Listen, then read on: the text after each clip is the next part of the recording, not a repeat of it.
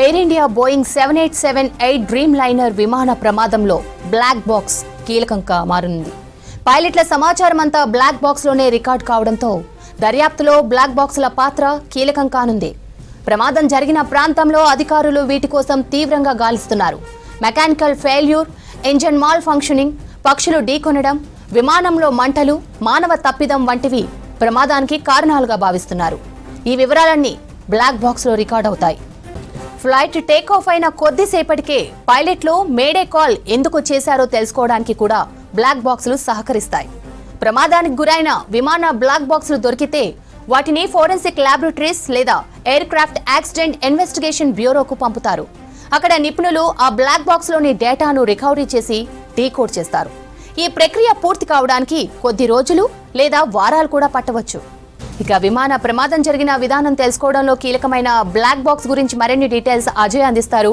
అజయ్, విషయం తెలిసిందే. దాని తర్వాత ఏదైతే ఏవియేషన్ మినిస్ట్రీ దీనికి సంబంధించి దర్యాప్తు కూడా ప్రారంభించింది. సో ఈ దర్యాప్తులో బ్లాక్ బాక్స్ అనేది కీలకంగా మారనుంది. ఎందుకంటే గతంలో కూడా చాలా ఇలాంటి ఘటనలకు సంబంధించి విమాన ప్రమాదాలు జరిగినప్పుడు విమానాల్లో ఉన్నటువంటి బ్లాక్ బాక్సులు దర్యాప్తుకి చాలా కీలకం. అంటే ప్రమాదం జరిగిన సమయంలో లోపల ఎలాంటి సిచ్యువేషన్ ఉంది, అప్పుడు పైలట్ కావచ్చు, లోపల ఉన్న ప్రయాణికులకి ఎలాంటి కాషన్ ఇచ్చారు, ఇవంతా కూడా బ్లాక్ బాక్స్లో రికార్డ్ అయ్యి ఉంటాయి. మామూలుగా కమర్షియల్ విమానాలకు సంబంధించి రెండు బ్లాక్ బాక్సులు ఉంటాయి. ఆరెంజ్ కలర్లో ఉన్నటువంటి ఈ బ్లాక్ బాక్సులు మొత్తం కూడా అటు విమానం ఒకవేళ బ్లాస్ట్ అయినా, అగ్ని ప్రమాదం జరిగినా, వాటర్ ప్రెషర్ కావచ్చు, లేకపోతే హెవీ క్రాషెస్ జరిగినప్పటికి కూడా ఇవి చెక్కు చెదరకుండా ఉంటాయి. విమానం మొత్తం తునాతునకలు అయిపోయినప్పటికి కూడా ఈ బ్లాక్ బాక్స్ అనేది చాలా సేఫ్గా ఉంటుంది. దానికి ఎలాంటి డ్యామేజ్ లేకుండా దాన్ని తయారు చేస్తారు. సో ఇప్పుడు అహ్మదాబాద్ సంబంధించిన విమాన ఘటనలో కూడా మొత్తం ఎక్కడికక్కడ బ్లాస్ట్ జరిగింది, విమానం మొత్తం తునాతునకలు అయిపోయింది. కానీ ప్రస్తుతం బ్లాక్ బాక్స్ సంబంధించి మాత్రం అధికారులు పూర్తి స్థాయిలో కూడా దర్యాప్తు చేస్తున్నారు. బ్లాక్ బాక్స్ లభిస్తే మెయిన్గా ఈ బ్లాక్ బాక్స్లో లాస్ట్ మినిట్లో ఏం జరిగింది, వాళ్ళు మాట్లాడుకున్న సిచ్యువేషన్. ఎందుకంటే మేడే కాల్ 3 సార్లు చేసిన తర్వాత ఏటీసీ నుండి కాల్ వచ్చింది, కానీ ఇక్కడ నుండి రెస్పాన్స్ రాలేదు. ఆ టైంలో ఏం జరిగింది, ఎందుకంటే ఆ 1-2 నిమిషాలు అనుకోవచ్చు. ఎందుకంటే ఈ విమాన ప్రమాద ఘటనకు సంబంధించి వన్స్ అది పూర్తిగా అహ్మదాబాద్ నుండి రన్వే నుండి టేక్ ఆఫ్ అయిన తర్వాత జస్ట్ ఒక 38 సెకండ్స్లోనే క్రాష్ అయిపోయింది. అంటే ఈ 38 సెకండ్స్ అంటే ఒక హాఫ్ మినిట్లో వీళ్ళు ఏం మాట్లాడుకున్నారు, పైలట్ కావచ్చు, కో పైలట్ కావచ్చు, లోపలున్న ప్రయాణికులకి ఏ విధమైన కాషన్ ఇచ్చారు అనేది కూడా వాళ్ళ సంభాషణ మొత్తం కూడా ఈ బ్లాక్ బాక్స్లో రికార్డ్ అవుతుంది. ఎట్ ద సేమ్ టైం విమానంలో ఉన్న ప్రయాణికులకి అత్యవసర పరిస్థితుల్లో కొన్ని సైరన్లు మోగిస్తుంటారు. ఆ సైరన్లు మోగించినప్పుడు లోపల ఉన్న ప్లేన్ సంబంధించిన క్రూ ఎలాంటి కాషన్ ఇచ్చారు అనేది కూడా మొత్తము ఈ బ్లాక్ బాక్స్లో రికార్డ్ అవుతుంది. కాబట్టి ఈ బ్లాక్ బాక్స్లు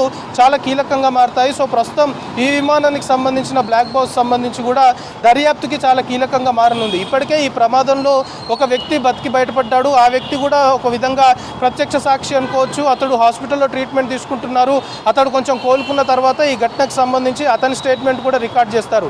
అతని స్టేట్మెంట్తో పాటు దర్యాప్తుకి ఏవియేషన్ మినిస్ట్రీ దర్యాప్తుకు ఆదేశించింది. ఇప్పటికే దర్యాప్తు కూడా ప్రారంభమైంది. కాబట్టి ఈ దర్యాప్తుకి ఈ బ్లాక్ బాక్స్లు అనేవి కీలకంగా మారుతున్నాయి. మెయిన్గా ఇలాంటి యాక్సిడెంట్స్, విమాన ప్రమాదాలు జరిగినప్పుడు చివరి క్షణంలో ఏం మాట్లాడుకున్నారు, అసలు లోపల ఉన్న పరిస్థితి ఏంది అనేది ఆ ఆడియో మొత్తం కూడా ఇందులో రికార్డ్ అయి ఉంటుంది. ఎట్ ది సేమ్ టైం పూర్తిగా వీళ్ళ కన్వర్జేషన్ సంబంధించి ఏం జరిగింది అనేది ఈ బ్లాక్ బాక్స్లో ఉంటుంది. కాబట్టి ఈ విమాన ప్రమాద ఘటనకు సంబంధించి మాత్రం బ్లాక్ బాక్స్ కీలకంగా మారింది. ఇదే విధంగా చాలా ప్రమాదాలు, గతంలో జరిగిన ప్రమాదాలకు సంబంధించి కూడా దర్యాప్తు సంస్థలకి బ్లాక్ బాక్స్ లభించిన తర్వాతనే అసలు ఆ చివరి క్షణాల్లో ఏం జరిగింది, ఆ విమానము క్రాష్ అయ్యే టైంలో ఎలాంటి సిచ్యువేషన్ ఎదుర్కొంటున్నారు, మేడే కాల్ చేసినప్పుడు పైలట్ కో పైలట్ మధ్య సంభాషణ ఏంటి, దాంతోపాటు లోపలున్న ప్రయాణికులకు సంబంధించి వాళ్ళు ఏ విధంగా కన్వర్జేషన్ స్టార్ట్ చేస్తారు అనేది పూర్తి స్థాయిలో కళ్ళకు కట్టినట్లు ఈ బ్లాక్ బాక్స్లో రికార్డ్ అయి ఉంటుంది. సో ఒకవేళ ఈ బ్లాక్ బాక్స్ దొరికితే దాన్ని ఫోరెన్సిక్ ల్యాబ్కు పంపించనున్నారు అధికారులు. పంపించిన తర్వాత అందులో ఉన్న డేటా మొత్తం కూడా రికవరీ చేసి దాన్ని డీకోడ్ చేయనున్నారు. అయితే ఇది కాస్త సమయం పట్టినప్పటికి కూడా, అంటే కొన్ని రోజులు పట్టొచ్చు, లేకపోతే కొన్ని వారాలు పట్టొచ్చు, కానీ ఈ బ్లాక్ బాక్స్ అనేది చాలా కీలకంగా మారింది. మనం చెప్పుకుంటున్నట్లు చాలా విమాన ప్రమాదాల్లో కూడా బ్లాక్ బాక్స్ దర్యాప్తుకి అత్యంత కీలకంగా అధికారులు భావిస్తారు. కాబట్టి ప్రస్తుతం జరిగిన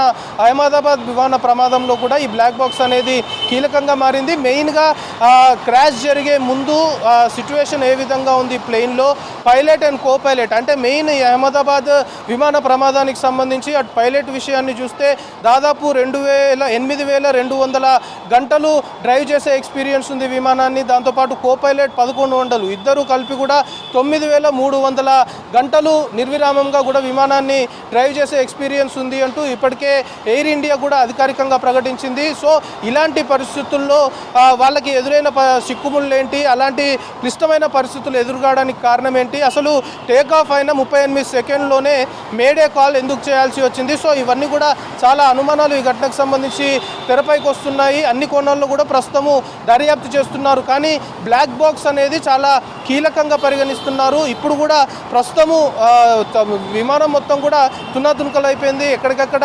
మృతదేహాలన్నీ కూడా చెల్లాచెదురుగా పడిపోయిన సిచ్యువేషన్, బ్లాస్ట్ అయిపోయింది. ఎందుకంటే విమానం మొత్తం కూడా ఫుల్ ఫ్యూయల్ ఉంది. 1,20,000 పైన ఫ్యూయల్ తోటి విమానం ఉంది. ఒక్కసారిగా అది ఢీ కొట్టిన తర్వాత బిల్డింగ్ని అది బ్లాస్ట్ అయిపోయింది. సో ఎక్కడికక్కడ బ్లాస్టింగ్లో విమానం మొత్తం కూడా తునతునకలు అయిపోయింది. సో ఇప్పుడు బ్లాక్ బాక్స్ సంబంధించి మాత్రం అధికారులు వేట కొనసాగిస్తున్నారు. బ్లాక్ బాక్స్ లభిస్తే దాన్ని ఫోరెన్సిక్ ల్యాబ్ పంపించిన తర్వాత అందులో ఉన్న డేటా మొత్తం కూడా రికవరీ చేస్తే కొన్ని గంటల పాటు కూడా అందులో డేటా మొత్తం కూడా స్టోర్ అయి ఉంటుంది. సో దానికి ముందు, ప్రమాదానికి ముందు ఎలాంటి సందర్భం ఉంది, ఎలాంటి సిచ్యువేషన్ ఉంది, ఎలాంటి కన్వర్జేషన్ జరిగింది, pilot and co pilot last మినిట్లో అంటే మేడే కాల్ చేసినప్పుడు, ఏటీసీకి కనెక్ట్ అయినప్పుడు, దాని తర్వాత కమ్యూనికేషన్ కట్ అయినప్పుడు వాళ్ళ మధ్య సంభాషణ ఏం జరిగింది, అసలు ఆ ఫ్లైట్ సంబంధించి ఆ విధంగా ప్రమాదానికి గల కారణాలు ఏంటి, అంటే ఇలాంటి క్రూషియల్ క్లూస్ దొరకాలి అంటే ఖచ్చితంగా బ్లాక్ బాక్స్ కాస్త కీలకంగా మారిందనే అధికారులు భావిస్తున్నారు. సో అన్ని కేసెస్లో మాదిరిగానే ఇప్పుడు